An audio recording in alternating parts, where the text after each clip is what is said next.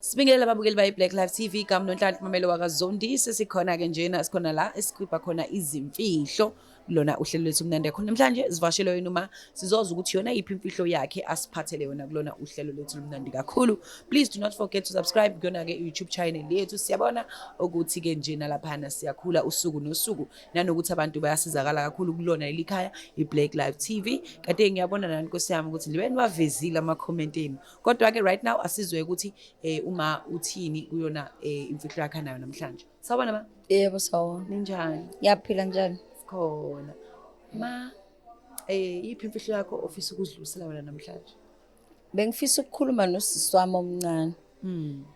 Ngimtshela ukuthi usisi wethu lo sanda kushiya emhlabeni. Ngangimsiza ngoba wayengazi ukuthi ingane ayithwele kabani. Wase sahamba ke saya komunye umuntu osemandeni wasinikeza into. So nami kwangeyona inhloso yami ukuthi kwenzeke ngalendlela okwenzeka ngayo. Kwawukuthi esho ukuthi umntama wayeyiwikiki. Waphuza ke lento esasinikiwe. Iqiniso nje ukuthi isikali sasisingasasazi kahle hle. Kwagula ke wasikwa wase njoba uyibona yabona nje ingane angazi ngachaza kanjani saba ngishuka ivezi khubazekile. So ukuhamba kadadewethu akungihlalisi kahle angikhululekile. So emoyeni wami ngibone ngathi washona ngenxa yami. Okay, udadewenu uyena wakucela ukuthi cela umsize nikwazi ukuthi nihushule isisu. Yebo. So naphuza lokho emuthi enuphuzayo esunikeziwe ngokweqile kwesikali. Nanokuthi ube umuntu ohlala ngokungaphili vele. Okay. So angazi noma seqisa noma vele uyena wayengesekho kahle esimeni noma kwenzakalani ngoba wayithola yena ingane ngo7 months yahlala ebhodleleni nanokuthi futhi isikhathi ngathi sasesihambile thina sasingazi ukuthi isikhathi sesihambe ngalendlela. Ingakho ingane kulesimo. Ingane yatetwa yavele yatetwa kodwa into nje angazi ngayichaza ngithini and umoya wami awukhululekile nje mangiyibona njalo futhi ngivele ngibone njalo mangilele ngibona usisi wami ethi angikhuluma iqiniso. Inkinga yami leyo ke manje ngisho ngisesontweni vele mangilalela intshumayelo kuba ngathi konke ekhuluma endlebeni ukuthi angikhuluma iqiniso. And wena uthi uyamsiza ngoba wayecelile. Akusimina futhi engangazi lo muntu yena wayemazi. So ngamsiza ngoba phela mina njengosisi omdala. So manje ingane manje kephi? Sekhaya ikade usisi wami lomncane lo ngifuna ukukhuluma naye. Okay, ingane ngoba mina angikwazi ukuyibheka. Ngeke ukuya ekhaya ngisaya ekhaya kade ngithethisa ngithi angisaya ingane ekhaya angikwazi ukuya ekhaya ngoba ngivele ngithi mangifika ngibone lengane vele kuvukele yanto leyana ihlezi ngathi nje la esiphongweni sami. Manje wena awusahlala ekhaya uhlala ke mhlawumbe ngihlala mina ngabuya emshadweni ngahlala kwenye izindlu zama wami. Okay, so ngihlala khona but nginokuya ekhaya. Ubabheke njengosisi omdala. Okay, kodwa manje since kukhona lengane angisakhululekile ukuthi uhambe lapha uyobheka ukuthi hayi angisathandi kahle angisathandi. So manje lento ufuna ukuthi lemfihlo uyikhiphe ngoba iyakudla nosisi uyakhuluma. Lokho engibelesela ukuthi angiyikhulume mangingayikhuluma mhlawumbe nengane ingakhululeka. Ngoba vele udokotela usesitshelile ukuthi ngeke ifike ku8 years iphile. Ngesimo esona manje yabona umoya wami awukhululeki. Hey, shuthi manje umuntu othwele lo mthwalo uyena usisi omncane. Yebo. And uyayinakekela ngayo yonke indlela uyayithanda uhlezi ethi lokho akwenzayo kwenzela usisi wethu. Lapha akazi ukuthi nami nginaso lesi silonda ngiyafisa ukuyenzela ingane kodwa ngizoyibheka kanjani.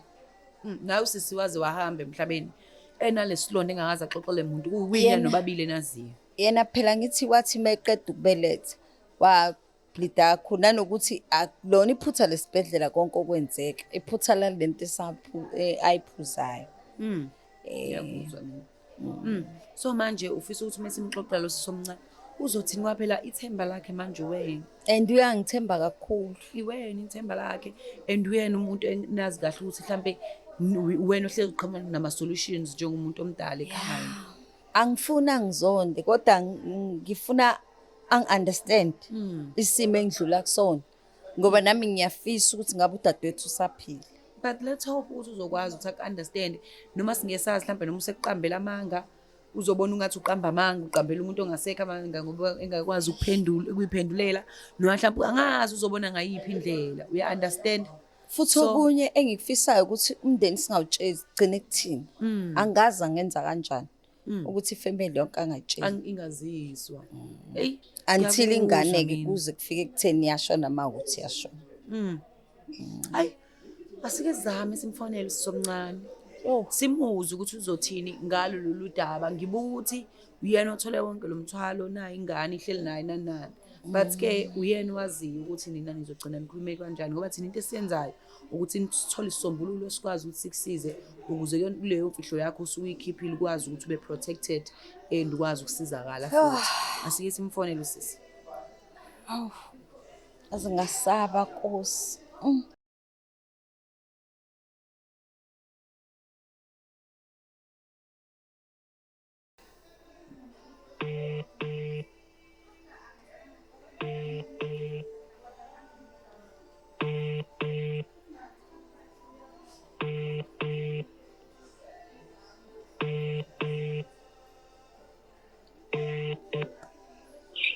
Hello?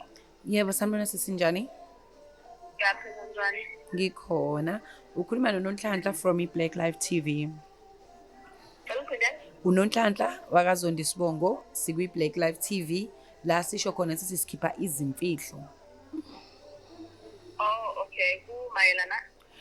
Sisilana nginodadewenu uthi unemfihlo yakhe afisa ukutshela wena njengoba siwuhlelo nje la esike sithi khona sikhipha imfihlo esisiza khona abantu abasuke benezimfihlo abasuke idlulisela abafisa idlulisela kumuntu kodwa benganamandla okubheka siqo akutshele thina sikhona lapho kumlekelela ukuthi akwazi ukuthi akhiphe imfihlo yakhe.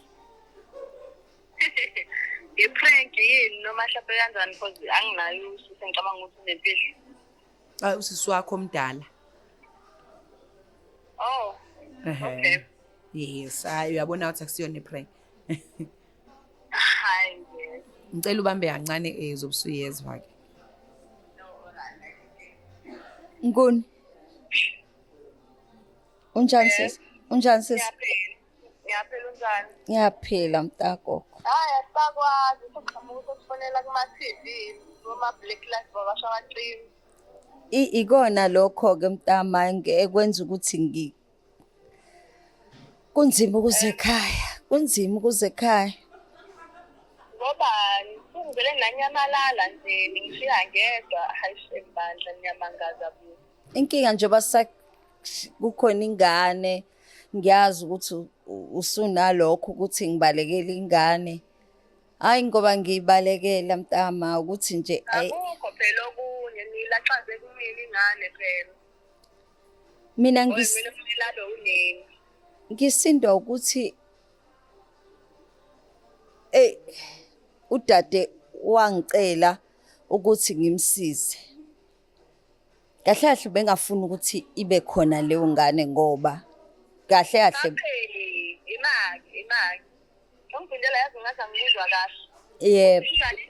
Udade wayengicelile ukuthi ngimsize siye kumuntu ukuze unana lo angabi khona emhlabeni. Kanti thina ngithi yakhumbula ukuthi wayetshethe yamonopause kanti isikhathi sesihambile wathola late ukuthi ukhulelwe and engazi ukuthi ekabani ingane. Wangitshela ukuthi kunomuntu afuna ngimphelezele aye kuyena ozomsiza ukuthi ayikhiphe ingane. Kanti sekulate ngeke isaphuma. Ngicela ungizwe. Shuthi wena wazibona ukuthi inyanga enkulu wena uzokwazi ukuthi usize kulokho. Yini yazonke bekhulelwe. Ngoba phela wonke umuntu uyakhulela futhi wonke umuntu uyaphila nje nengane ngisa ngesingane ezinto 16. Inkinga wayesola ukuthi ekamfundisi. Manje ingakho engafuni ukuthi akhulele. Yabona nje kahle ngathi angizizwe kahle lento ngicela yona angazi angifuni ngisho ukizwa lento kahle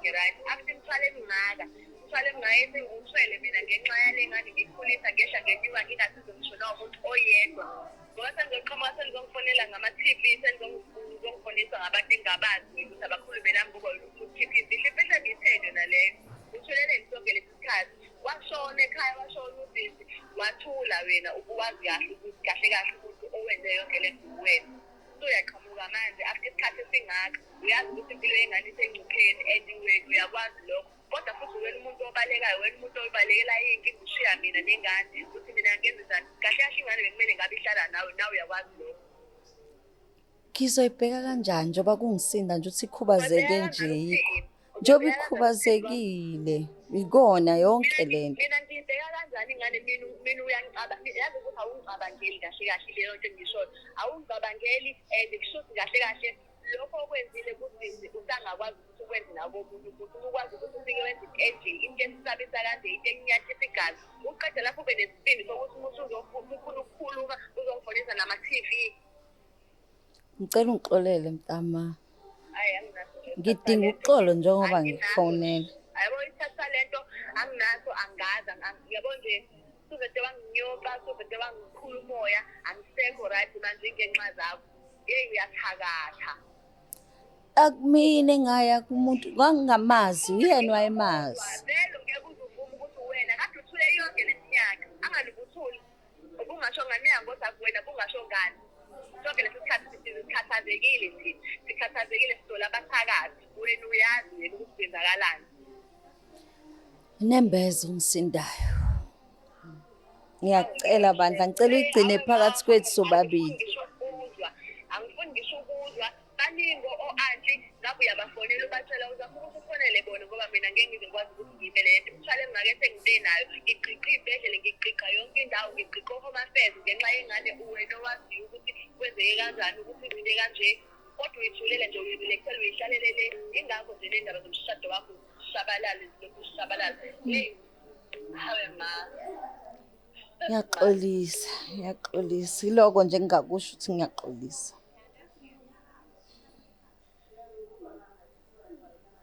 Hello sisi. Hey, it seems like sisi ubedinwe ngempela.